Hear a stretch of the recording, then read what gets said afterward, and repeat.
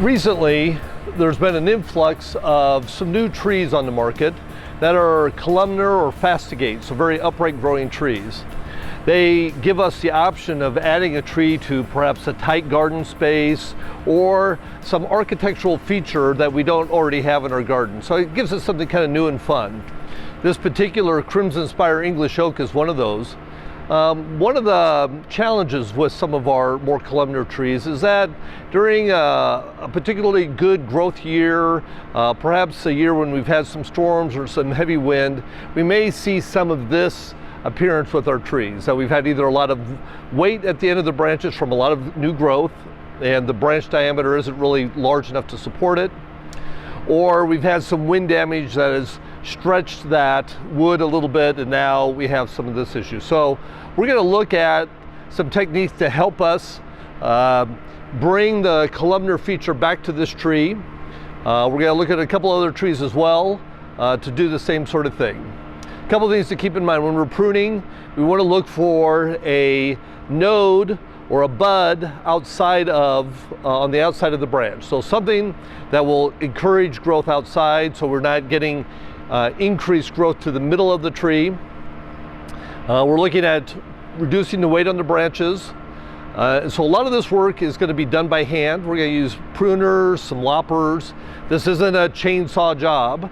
And if it's a larger tree, a taller tree, then it may be something that you're going to want to talk to a professional arborist to have them come in and take a look at this tree as well to do some of that work.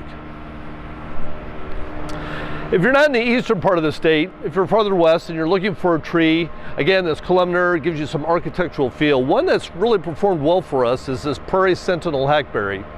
Again, the hackberries are very tolerant of our western soils and western climate, and they do well out west.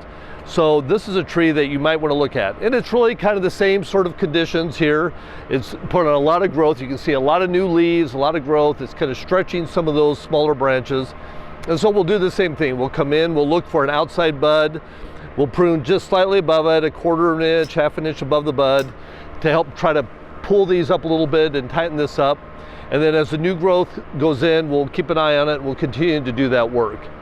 If you have birches, again, another tree that has had a lot of growth this year, perhaps a poplar. If you have a quaking aspen, you may see some sagging. So we'll apply those same techniques, look at some of the branches, see if we can head them back, kind of take some of that weight off of them and bring them back up a little bit. And then this is kind of a continuous sort of thing. So you're going to want to continue to look at these trees, do some of that pruning. It's, you know, and then by the end of the summer, you may want to go back in, take another look again, see if there's something else you need to take a look at.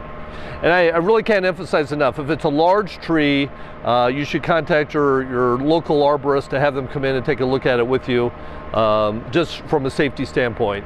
We really don't want people on ladders, and these aren't trees that you can climb, so it's something that really needs to be done from the ground. So make sure you're using your gloves, your safety glasses, nice sharp pruners. Watch yourself and be careful out there.